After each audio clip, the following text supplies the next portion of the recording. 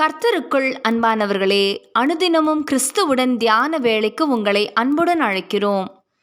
இன்றைய தியானத்திற்கான வேத வாசிப்பு 1 பேதுரு 5ஆம் அதிகாரம் வசனங்கள் 5 முதல் 10 வரை.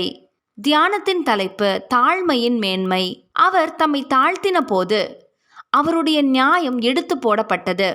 அவருடைய ஜீவன் பூமியிலிருந்து எடுபட்டு போயிற்று. அப்போஸ்தலர் 8ஆம் அதிகாரம் வசனம் 33.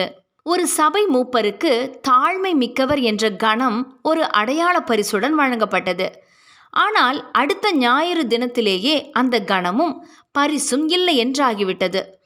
இதற்கு ஒரே காரணம், அவர் அந்த கணத்தையும் பரிசையும் சரி என்று ஏற்றுக்கொண்டதுதான். இது அநியாயமாக தெரியலாம், ஆனாலும் ஒரு உண்மை உண்டு. தன்னை தாழ்மையுள்ளவன் என்று ஒருவன் நினைத்தாலே போதும், அவனுக்குள் பெருமை குடிகொண்டுவிடும்.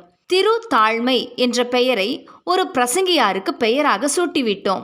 ஆனால் ஓரிரு மாதங்களில் கனப்படுத்தப்பட வேண்டியவர்களின் பட்டியலில் என் பெயரை மேடையில் அழைக்காமல் என்னை கனவீனப்படுத்தி விட்டார்கள் என்று ஓரிடத்தில் அவரே பிரசங்கித்ததை கண்டு தடுமாறிவிட்டோம்.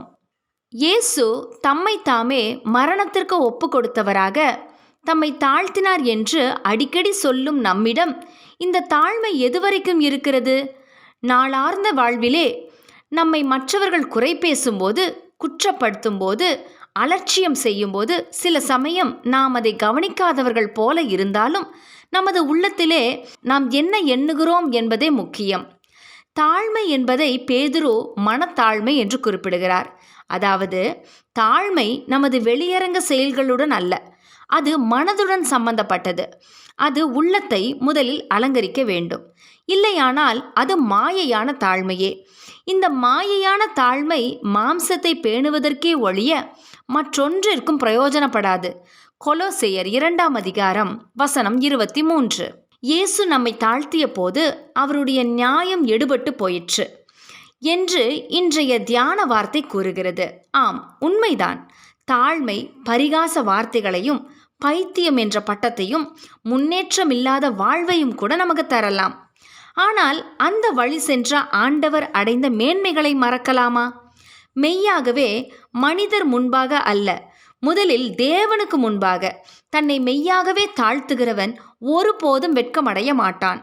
ஏற்ற வேளையில் தேவன் அவனை உயர்த்துவார். இந்த நம்பிக்கையும் அமைதியும் அடக்கமுமான உள்ளமும் நமக்கு இருக்குமானால் ஆண்டவருடைய இந்த நற்பண்பில் நாமும் வளரலாம். ஆகவே இதுவரை எந்தெந்த இடத்தில் நாம் மெய்த்தாழ்மையை விட்டுவிட்டோம், எந்தெந்த இடத்தில் பெருமையாக நடந்து கொண்டோம் என்பதை நிதானித்து மனம் திரும்புவோமாக. ஜெபம் செய்வோமா? கர்த்தாவே, தாழ்மையற்று நடந்த சந்தர்ப்பங்களை மன்னியும். மனத்தாழ்மையை அணிந்து கொண்டு உம்மை மகிமைப்படுத்த எங்களுக்கு உதவி செய்யும். ஆமேன்.